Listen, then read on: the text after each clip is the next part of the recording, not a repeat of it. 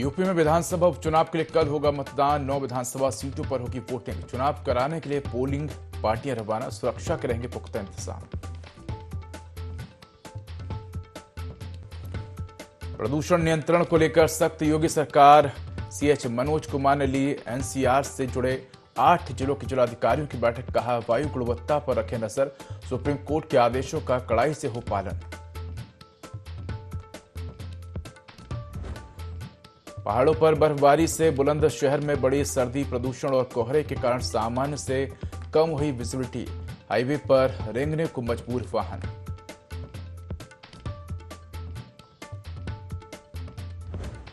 बुलंदशहर में राधा स्वामी सत्संग व्यास आश्रम तोड़फोड़। आश्रम के सेवादार पर है 2 नाबालिगों के साथ रेप का आरोप। सियाना कोतवाली क्षेत्र का मामला।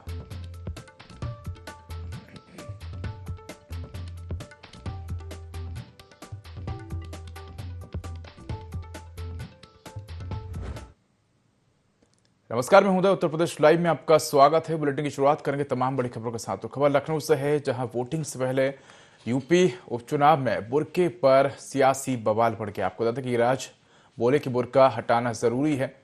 तो खबर आपको लखनऊ से बता रहे हैं, जहां उत्तर प्रदेश में चुनाव के पहले जुबानी जंग भी तेज हो गई है। बीजेपी ने सपा की मांग पर कहा कि चुनाव में जो भी आवश्यक नियमावली है उसका अनुपालन होना चाहिए। हर मतदाता की पहचान सुनिश्चित करके ही उसका वोट पड़ना चाहिए। बता दें कि इससे पहले समाजवादी पार्टी ने चुनाव आयोग को एक चिट्ठी लिखी है और सपा ने वोटिंग के दौरान मुस्लिम महिलाओं का बुर्का हटाकर पहचान नहीं करने की मांग की है। वहीं इस मुद्दे को लेकर बीजेपी ने सपा की इस मांग पर सवाल उठाए और कहा कि सपा हार की संभावना को देखते हुए पेशबंदी पर उतर आई है। यूपी बीजेपी के प्रवक्ता राकेश त्रिपाठी ने भी सपा पर पलटवार करते हुए कहा कि सपा अपनी संभावित हार को देखते हुए पेशबंदी पर उतर आई है। सपा ये जान रही है कि इस उपचुनाव में जीतना मुश्किल है। साथ ही कहा कि बुर्के में किसी का वोट करना निश्चित तौर पर गैरकानूनी है। मतदाता पहचान पत्र से पहचान होना आवश्यक है। ये निर्वाचन की पवित्रता और पारदर्शिता के लिए भी जरूरी है।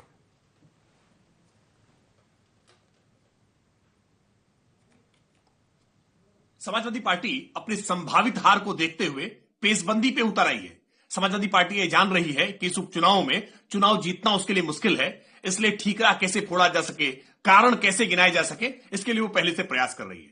बुर्के में किसी का वोट कराना यह निश्चित तौर पर गैर कानूनी है। मतदाता पहचान पत्र से पहचान होना आवश्यक है, अपरिहार्य है। ये निर्वाचन की पवित्रता के लिए, पारदर्शिता के लिए भी आवश्यक है। लेकिन समाजवादी पार्टी जानबूझ करके पोलिंग पार्टीज पर कैसे दबाव बनाया जा सके, कैसे निर्वाचन से जुड़े हुए कर्मियों पर एक अनावश्यक दबाव बनाया जा सके, उसके लिए डिमांड कर रही है। जो भी निर्वाचक नियमावली है उसका अनुपालन होना चाहिए और हर मतदाता की पहचान सुनिश्चित करके ही उसका वोट पड़ना चाहिए।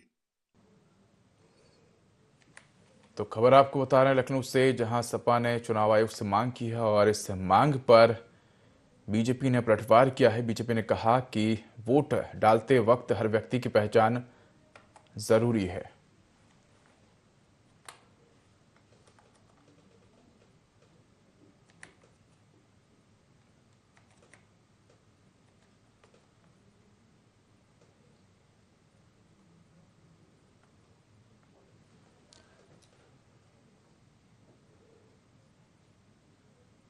मैनपुरी के करहल विधानसभा में उपचुनाव के लिए निर्वाचन आयोग ने तैयारियां पूरी कर ली है।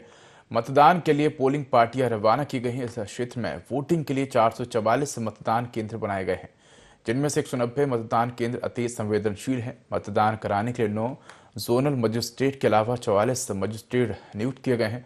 उपचुनाव के लिए 20 नवंबर को वोटिंग होगी, जबकि 23 नवंबर को नतीजे आएंगे।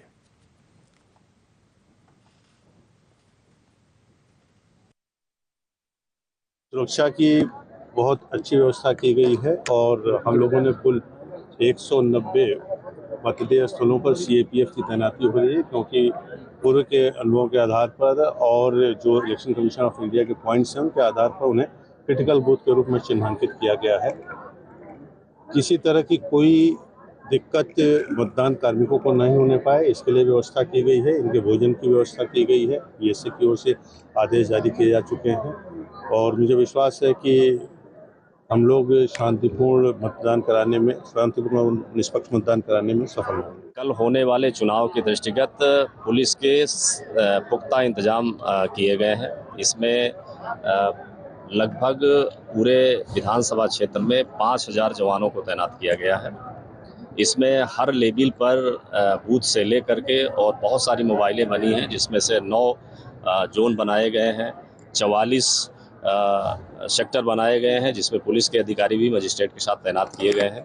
साथ ही कई क्यूआरटी और क्लस्टर मोबाइल बनाई गई हैं और इनमें ऐसी व्यवस्था की गई है पूरे विधानसभा क्षेत्र में कि अगर कहीं पर भी किसी बूथ पे, सेंटर पे कोई समस्या आती है तो 5 मिनट के अंदर कोई ना कोई मोबाइल वहां पर पहुंच करके समस्या का समाधान करेगी। तो उपचुनाव की तैयारियां पूरी हो गई हैं और 23 नवंबर को नतीजे आएंगे, 20 नवंबर को वोटिंग होनी है।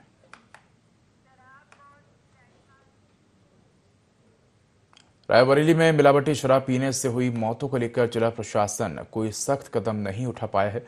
शहर में खुलेआम अवैध शराब के कारोबारी मिलावटी शराब बेच रहे हैं। रायबरेली में सब्जी बाजार के बीच अवैध शराब बिकने का वीडियो वायरल हुआ है। जिला प्रशासन को सूचना देने के बाद भी अधिकारी सुस्त नजर आ रहे हैं। मामले को लेकर आबकारी अधिकारी का कहना है कि टीम का सतर्कता अभियान लगातार जारी है। लोगों को अवैध जहरीली शराब के प्रति सतर्क भी और जागरूक भी किया जा रहा है।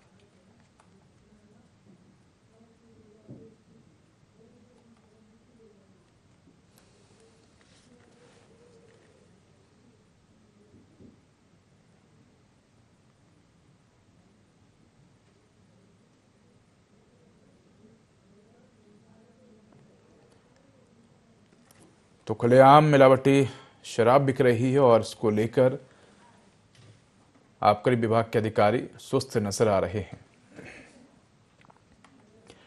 महोबा जिले की पनवाड़ी ग्राम पंचायत में पीएम आवास की वास्तविकता कुछ और ही नजर आ रही है।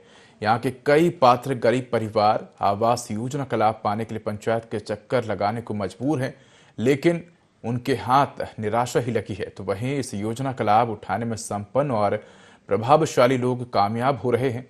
जानकारी के अनुसार बड़े बड़े मकानों के मालिक, चौपहिया वाहन और कृषि भूमि वाले संपन्न लोगों ने अपने प्रभाव और अधिकारियों की मिलीभगत से इस योजना का लाभ हासिल कर लिया है, जबकि गरीब लोग जिनके पास बुनियादी सुविधाएं भी नहीं हैं, आपको बता दें कि प्रधान और सचिव के पास अपनी पात्रता साबित करने में जुटे हुए हैं। ग्रामीणों ने पनवाड़ी ग्राम पंचायत के अधिकारियों और प्रधान पर आरोप लगाया है। उन्होंने अपात्र लोगों को योजना का लाभ दिया है। शस्त्र लाइसेंस निरस्त करने के मामले में उन्नाव डीएम गौरांग राठी हाईकोर्ट में हाजिर नहीं हुए। हाईकोर्ट के लखनऊ खंडपीठ ने अब उन्हें 27 नवंबर को तलब किया है। बता दें कि डीएम गौरांग राठी ने अजय शंकर वाजपेयी का आपराधिक मुकदमे के आधार पर शस्त्र लाइसेंस निरस्त कर दिया था, जिसके खिलाफ अजय शंकर ने हाईकोर्ट में याचिका दायर की थी।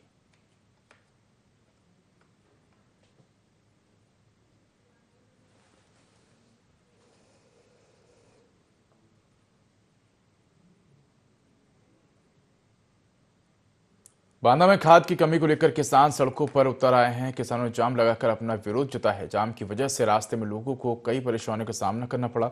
महिला और किसानों ने सड़क पर जाम लगाकर खाद की मांग की है। किसान 3 दिन से खाद के चक्कर में भूखे प्यासे पड़े हैं। इसके बावजूद भी खाद समिति से खाद नहीं मिल पा रही है। मौके पहुंची पुलिस ने किसानों को आश्वासन देकर जाम खुलवाया।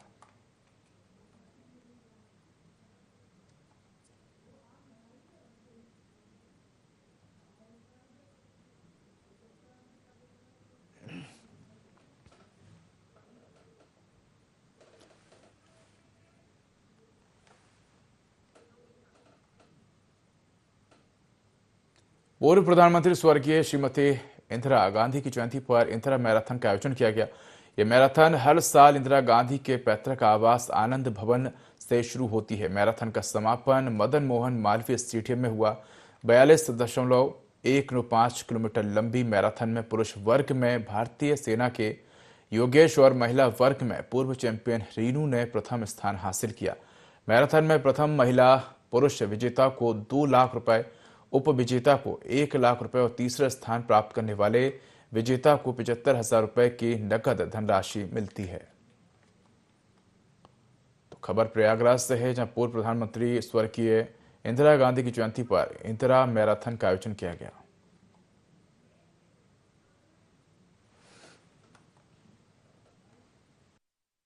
42 किलोमीटर की फुल मैराथन है, 42.196 किलोमीटर। इसमें 400 पुरुष वर्ग में और 100 महिला वर्ग में प्रतिभाग कर रहे हैं। और मुझे बताते हुए बहुत खुशी है कि इंडिया की सबसे ओल्ड मैराथन है और लगातार ये 39वां आज आयोजन किया जा रहा है। और मैं उम्मीद करता हूं कि टाइमिंग के हिसाब से भी इस वर्ष अच्छा आना चाहिए, महिला पुरुष में भी। और सभी तैयारियां पूर्ण कर ली गई हैं। अभी आपने देखा कि सभी धावक अपने अपने पूरी रेस करने के लिए चल चुके हैं।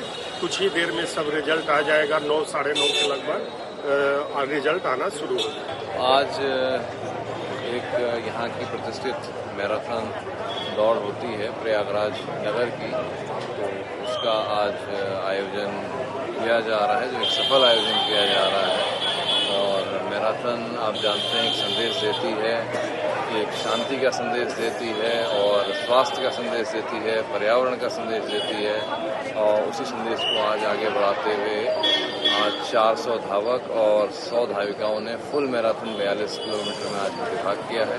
सफल आयोजन हुआ है और शांति, स्वास्थ्य, पर्यावरण का मैसेज आज यहाँ से जा रहा है। झांसी के नवाबाद थाना क्षेत्र में युवकों में विवाद हो गया है। इस दौरान युवकों के बीच जमकर लाठी डंडे चले, जिसका वीडियो सोशल मीडिया पर वायरल हो रहा है। फिलहाल मारपीट करने वाले लोगों की पहचान की जा रही है। तो खबर झांसी से है, जहां युवकों के बीच विवाद हो गया। इस दौरान जमकर लाठी डंडे चले। घटना का वीडियो भी सामने आया है। अब पुलिस इस वीडियो के आधार पर युवकों की तलाश में जुटी है।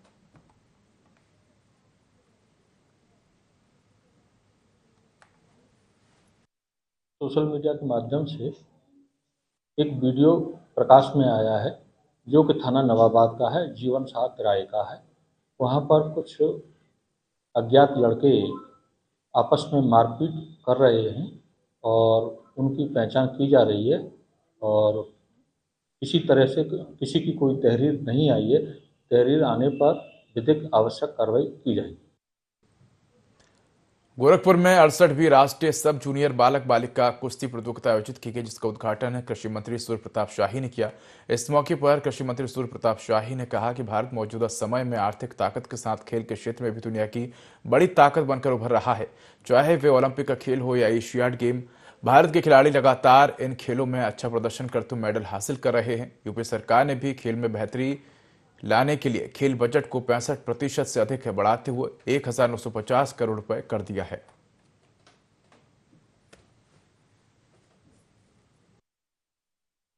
खेल से हम लोगों का बहुत करीबी रिश्ता रहा है और मेरे चाचा जी खेलकूद मंत्री थे उत्तर प्रदेश सरकार के, और उन्हीं के ज़माने में जो है वो लखनऊ का बाबू केडी सिंह स्टेडियम और हरगोविंद सिंह कॉलेज खोली गई थी और देवरिया में रविंद्र किशोर शाही स्टेडियम बनाई गई थी। खेल कूद से बच्चों का भी काफ़ी मानसिक और शारीरिक विकास होता है, साथ साथ में अनुशासन की भावना आती है और एक साथ खेलने से एक साथ काम करने का भाव उससे पैदा होता है और देश के का नाम खेल कूद के माध्यम से आगे की ओर बढ़े। इस नाते प्रधानमंत्री मोदी जी की और योगी जी की सरकार ने नीतिगत निर्णय करके उसके लिए बजट की भी व्यवस्था किया है। अनेक प्रकार के उसके कार्यक्रम चला रहे हैं। बड़ी खबर बुलंदशहर से है, जहां युवक का पेड़ पर लटका मिला शव। ईंट भट्टे के पेड़ के पास आपको बता दें कि युवक का शव लटका मिला हुआ है। तो 45 वर्षीय होरी लाल का शव मिला है। पुलिस मौके पहुंची और शव को पोस्टमार्टम के लिए भिजवाया है। परिजनों ने हत्या का आरोप लगाया है। कोतवाली अनूप शहर में तहरीर बुलंदशहर के डिवाई कोतवाली क्षेत्र के बिलोना रूप गांव का ये मामला है। तो बड़ी खबर आपको बुलंदशहर से बता रहे हैं, जहां युवक का पेड़ से लटका हुआ शव मिला है। बताया जा रहा है कि युवक का शव ईंट भट्टे के पास पेड़ से लटका हुआ मिला है। तो 45 वर्षीय युवक की आयु बताई जा रही है। इसके बाद पुलिस मौके पहुंची है, शव को नीचे उतारकर पोस्टमार्टम के लिए भेजा है। तो बता दें कि युवक का शव मिलने के बाद परिजनों ने हत्या का आरोप लगाया है और कोतवाली अनूपपुर शहर में तहरीर दी है। तो बुलंदशहर के डिवाई कोतवाली क्षेत्र के बिलोना रूप गांव का ये मामला है।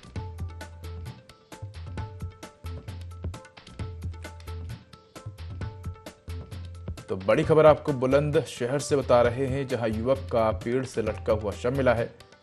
परिजनों ने हत्या का आरोप लगाया है। पुलिस ने शव को पोस्टमार्टम के लिए भेजा है और मामले की जांच में जुटी है।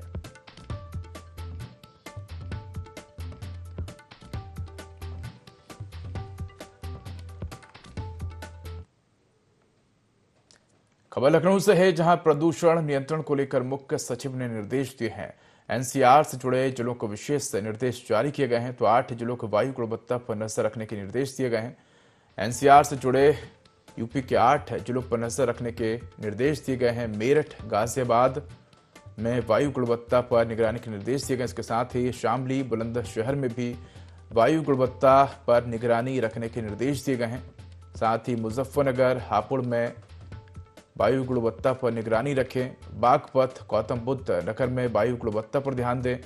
इसके साथ ही ग्रेडेड रिस्पांस एक्शन प्लान का भी पालन करें। मुख्य सचिव ने वीडियो कॉन्फ्रेंसिंग के जरिए डीएम को निर्देश दिए हैं। तो सड़कों की सफाई के साथ ही कूड़ा उठवाने के निर्देश दिए हैं। पराली जलाने की घटनाओं को रोकने के लिए कहा गया है। इसके साथ ही फर्टिलाइजर को लेकर विशेष व्यवस्थाएं बनाई जाए, इसको लेकर भी निर्देश दिए हैं।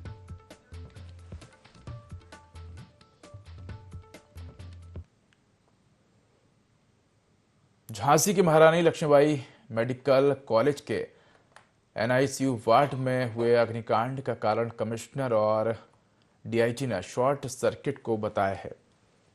तो बता दें कि लखनऊ महानिदेशक अध्यक्षता में बनी टीम ने भी स्विच बोर्ड में हुए शॉर्ट सर्किट को ही हादसे का कारण बताया।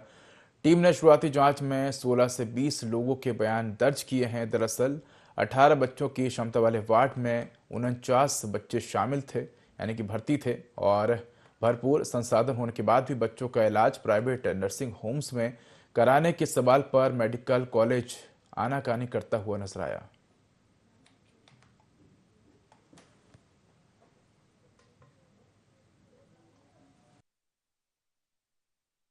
आज हम लोग ने सुबह एक राउंड साइट विजिट कर ली थी खुलवा के। उसके बाद हम लोग ने जितने लोग मौके पे मौजूद थे सबका बयान दर्ज किया और पीड़िता पक्षों का भी सबका बयान दर्ज किया और हम लोग ने सबका बयान रिकॉर्ड कर लिया है। हम लोग ने इनके फायर सेफ्टी के डॉक्यूमेंट्स भी ले रहे हैं और इलेक्ट्रिकल का जो इनका ऑडिट हुआ था वो भी ले लिया है। इनसे एक्शन टेकन रिपोर्ट भी मांग ली। कल एक बार हम लोग सुबह फिर से आके साइट का रिक्रिएशन करेंगे, जो इंपॉर्टेंट लोग हैं उनके साथ। तो एक हम लोग अपनी जांच रिपोर्ट इसमें जो शासन में समय दिया है 7 दिन का, उसके भीतर शासन को जमा कर देंगे।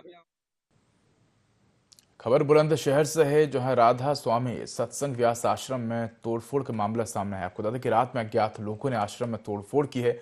आश्रम के सेवादार पर 2 नाबालिगों से रेप का आरोप है।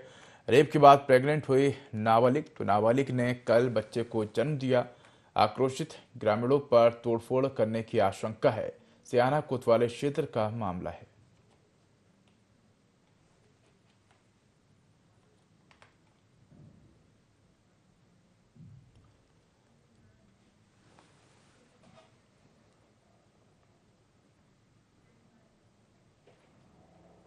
खबर लखनऊ से है, जहां अब न्याय पंचायतों में भी खुलेंगे अटल विद्यालय। प्रदेश के 18 मंडलों में चल रहे अटल आवासीय विद्यालय। तो न्याय पंचायत के अटल विद्यालय नहीं होंगे आवासीय। 2 से 2,500 बच्चों की क्षमता वाले स्कूल बनाए जाएंगे।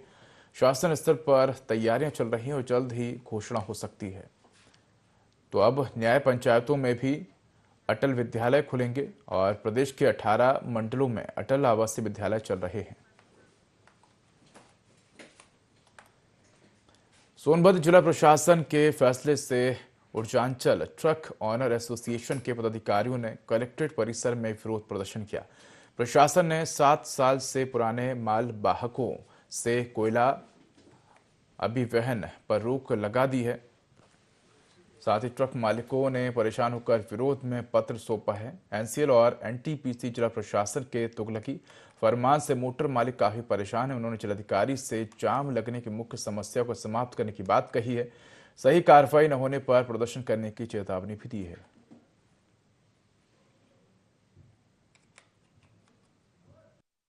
साहब द्वारा जो 7 साल निर्धारित किया गया, इनके तुगलकी फरमान को नहीं मानेंगे हम। इनको मैं ज्ञापन देके ये कहना चाहता हूँ, रिक्वेस्ट प्रार्थना करेंगे कि ये जल्द से जल्द वो अपना तुगलकी फरमान वापस लें। एनटीपीसी के अधिकारी और चंद एनसीएल के अधिकारी द्वारा मीटिंग करके मोटर मालिक को विश्वास नहीं लिया गया कि जाम क्यों है। पहली बात है कि रोड की क्षमता नहीं है, पटरी पूरी तरह से बेपटरी हो गया है। ये बिना सोचे समझे तुगलकी फरमान जारी किया और एनसीएल वाले और एनटीपीसी ये सब फॉलो करना शुरू कर दिए। मोटर मालिक बहुत परेशान है, अगर नहीं मानेंगे, अगर आदेश वापस नहीं लिए तो मोटर मालिक सड़क पर उतरने के लिए बाध्य होगा और कोर्ट का सहारा लेगा। शक्तिनगर परिक्षेत्र में जितनी भी परियोजनाएं हैं, हिंडाल्को हैं, एनटीपीसी हैं, एनसीएल हैं, वो सारे उनके अधिकारी और सारे लोग मौजूद थे। मीटिंग में ये निर्णय लिया गया कि 7 साल से जितनी भी पुरानी गाड़ियां हैं उन पुरानी गाड़ियों को न चलने दिया जाए। पुरानी गाड़ियों से ये उनका था कि सड़क पे जा रही हैं तो ब्रेकडाउन हो जा रही हैं, जिसकी वजह से जाम लग रहा है। मैं बताना चाहूँगा कि हम लोग गाड़ी का जो भी हमारा रजिस्ट्रेशन हुआ है वो 15 साल के लिए वैलिड है और हमारी सारी गाड़ियाँ पर साल फिटनेस कराती हैं। माननीय परिवहन विभाग से हम लोग को फिटनेस का सर्टिफिकेट मिलता है। हम लोग की सारी गाड़ियां का पेपर और कोयले का परिवहन ओवरलोड बिल्कुल नहीं होता है। जाम हाथी नाला और रेणुकूट में लग रहा है, उसमें हम कोयले मोटर मालिकों को क्यों मारा जा रहा है? जी, हमारे मांगे हैं कि जो ये आदेश 7 साल वाला किए हैं उसको तत्काल वापस निरस्त करें, उसको वापस लें। तो फिलहाल इस बुलेटिन में इतना ही। खबरों का अधिक अपडेट के लिए देखते रहिए IND24। नमस्कार।